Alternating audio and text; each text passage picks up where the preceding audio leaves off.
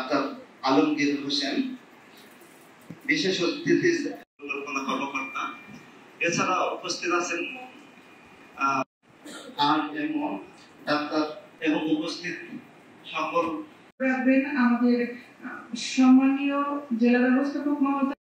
এটা একটা অর্থ মন্ত্রণালয়ের স্বায়ত্তশাসিত অলাভজনক সেক্টরে কাজ করে, এর মধ্যে ক্যাপাসিটি করা, এর সাথে সাথে স্বাস্থ্য উদ্দেশ্য। তো সোশ্যাল ডেভেলপমেন্ট ফাউন্ডেশন প্রকল্পে 20টি সহ সেখানে যারা দরিদ্র এবং অতি দরিদ্র। উদ্বোধনী বক্তব্য প্রদান করবেন উপজেলা স্বাস্থ্য ও পরিবার পরিকল্পনা কর্মকর্তা ডাক্তার মোহাম্মদ আলমগীর হোসেন। বিশেষভাবে আমাদের ঝিনাইদহ জেলা যে আচরণের পরিবর্তনের জন্য আমরা বিভিন্ন foundation SDF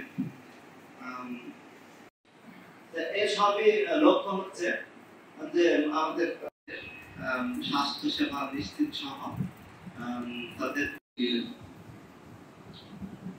social development foundation কর্তৃক আয়োজিত